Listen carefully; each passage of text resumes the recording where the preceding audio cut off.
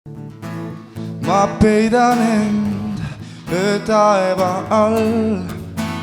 Juba teist korda toimus kohvikus Burning heategevuslik kontsert Eesti Abikoorte Keskuse toetuseks. Seekord tuli muusikahuviliste meelt lahutama Superstaari saatest võitjana väljunud Jüri Pootsman ja teda saatis kitarril Morten Langi. Ja pingul meel. Mis on ürituse eesmärk? Kõige esimene eesmärk oli meil abikoerte, noorkoerte just, kes ei ole veel treeningus ja keda ei ole välja treenitud ravikulude katteks finantsiliste võimaluste kogumine. Aga loomulikult on näiteks teabe jagamine abikoerte kohta ja teabe jagamine selle kohta, kui tähtis on koostöö. Kui palju on Eestis abikoeri? Abikoeri, sealhulgas juhtkoeri, on Eestis ligikaudu 45–50. See on juba teine esineja, et mille järgi on toimunud esinejate valik? Eelmine kord oli Jaagup Kreem. See oleneb väga palju esinejast endast, et need esinejad, kes on jätnud väga sümpaatse mulje, loomulikult need, kes on üldse nõus tulema, kes on nõus nii-öelda meie keskusega oma nime siduma, sest väga tihti me selgitame neile, et miks me seda teeme ja kui nad leiavad, et neil on selleks võimalusi, nad soovivad meid toetada, siis nad tulevad ja esinevad. Kui palju TTÜ-s vaegnägijaid, tudengeid ja kui paljud neist kasutavad juhtkoera? Hetkel ei ole arvatavasti ühtegi juhtkoera kasutajat TTÜ-s. Sa oled Jüri kunagi kinni sidunud, on see tõsi? Jaa. Miks või mis juhtus?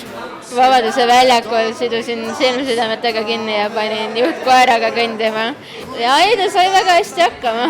Kaotan ma veel, et leida linnutee ja tuvastas tõusta. Kuidas see meeldis Burningul? Väga hästi meeldis. Üks viimase aja kõige lahedamaid kohti, kus ma olen esinenud.